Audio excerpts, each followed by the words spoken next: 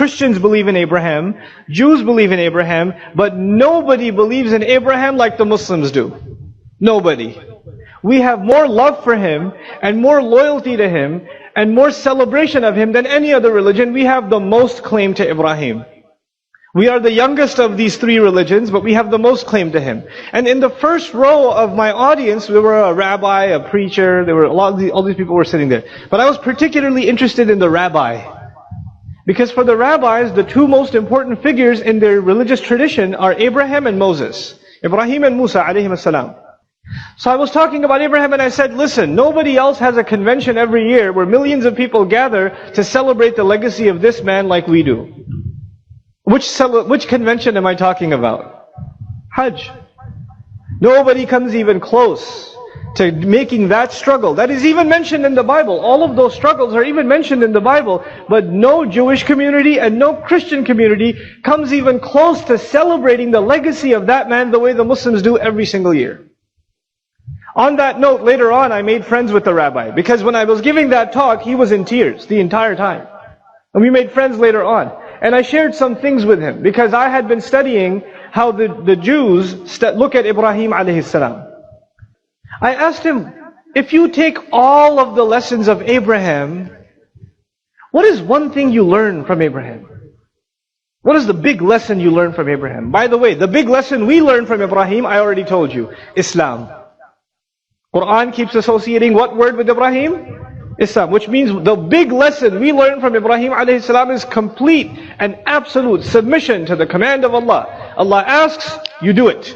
That is the lesson from Ibrahim alayhi salam. Not questioning Allah, trusting Allah completely, and falling in submission before Allah. That is what the Muslim learns from Ibrahim alayhi salam. So I asked the rabbi, and I was expecting the same answer, because it's the same, these books were also revelation.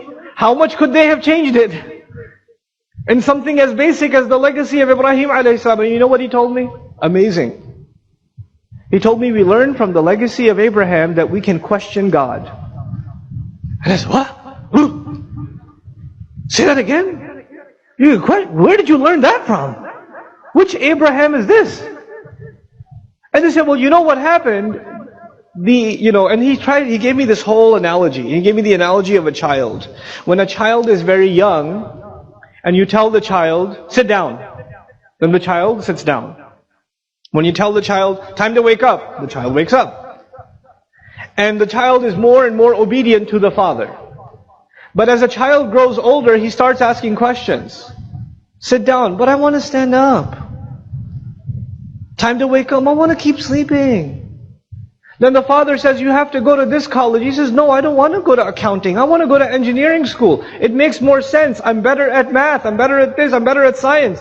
He starts arguing with his father. And the rabbi tells me, when the son starts arguing with his father, the father is actually very proud of him, because the son has become so mature and he understands the outside world that he can talk back to his father. This means that the son has become more and more knowledgeable. So the same way, Abraham, later on in his life, when the angels came, one of the stories in the life of Ibrahim alayhi salam is angels came and they were going to destroy the nation of Lut. But before they destroyed the nation of Lut, they stopped at the house of Ibrahim alayhi salam. And even the Quran describes يُجَادِلُونَ فِي قَوْمِ لُوط, that he started arguing about the nation of Lut. Are you going to kill all of them? And he started negotiating with the angels. So he says, look, see, this is an example that here we learn that Abraham was actually mature now, that he was arguing with God. And that's what we learn, and that's why every time there's a command in the Torah, we actually, us rabbis, we argue with it and say, well, does that really make sense?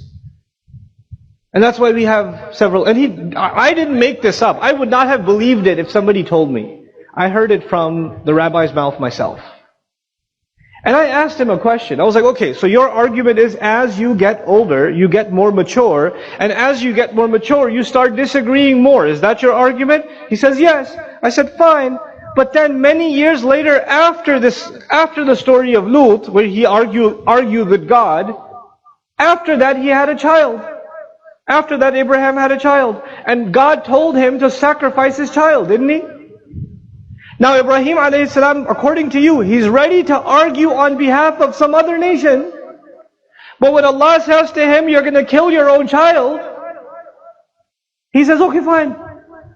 He doesn't argue. Does he argue? No. And that happened later. But I would say, according to you, if it happened later, he should have been even more mature, and he should turn back to Allah and argued even more. And he just smiled at me. There was no argument after that.